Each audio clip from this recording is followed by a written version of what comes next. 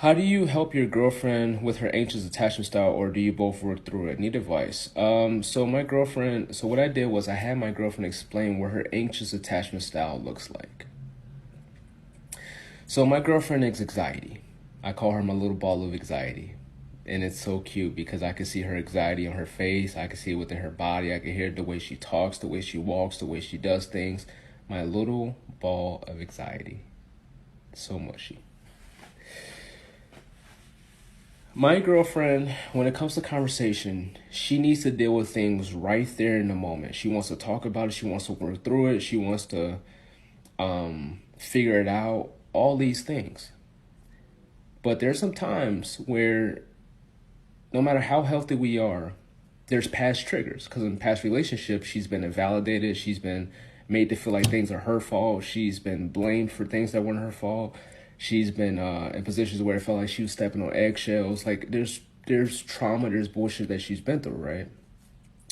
So sometimes when it comes to confrontation, those past triggers will come up and be like, hey, don't go tell him this because your boyfriend's gonna get upset. He's gonna be mad. You're gonna feel like you're overwhelming him, or he's gonna walk away from you. He's gonna leave the relationship, and he's gonna be mad at you because you're expressing the way you feel or what's in your mind. Like her brain, this is all in her head. This is a conversation she's having in a loop in her head, and it psychs her out from wanting to talk to me. But meanwhile, I can see it in her face. I can see it in her mannerism. I can see it in the way she talks, the way she walks. Right, her anxiety is nonverbal. So sometimes she's capable of getting out of her head, and other times I have to pull her out of her head and put her right in the present with me and say, hey, babe, what's wrong? And she's like, nothing, because her anxiety is saying, girl, you better not say nothing. And I'm like, sweetheart, what's wrong? It's okay if you tell me. I'm not going to leave you. I love you. I want to listen to what's going on. Tell me what's wrong. And it might take a few times depending on how intense the situation might feel for her. And other times I can ask twice and she'll be like, all right, cool. So here's the situation. And other times she'll be in her head and she'll be like, no, he's not them. Ryan's not like my exes. Ryan's not like the past guys I deal with. Ryan's going to listen to me. Ryan's going to be there for me. Ryan's going to provide the safety, the comfort, and the security that I need. Ryan's got my back. And she'll be like, well, here's the situation. She's capable of pulling herself out of her own head. But what I did as a partner, when I'm still doing this, I'm trying my best to create the healthiest, the safest space for her to feel comfortable enough to confide in me and let her know on a daily basis consistently, hey, I'm here for you. Hey, if you ever need to talk to me about anything, you know I got you. Hey, are you okay? Like this constant reassurance every single day. And that constant reassurance reminds her every time she gets in here that it's okay to be out here with me.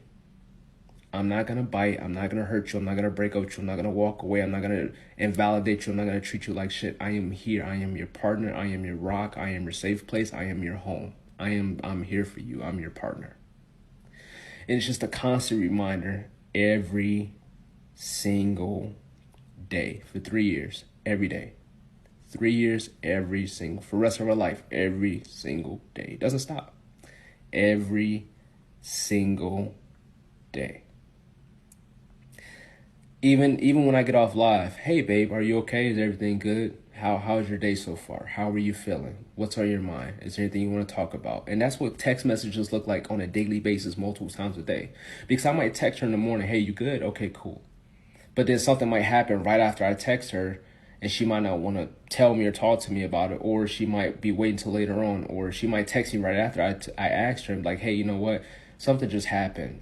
There's a guy who cut me off in the road, and I feel some type of way about it. Can I talk about it with you? Yeah.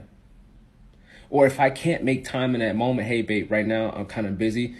Give me 20 minutes, and I promise I'll call you. I'll call you at 5:20. It's 5 o'clock now. I'll call you at 5:20. Give me 20 minutes, and I'll call you. But it's the consistency, and then also making sure like she said everything that she needs to say.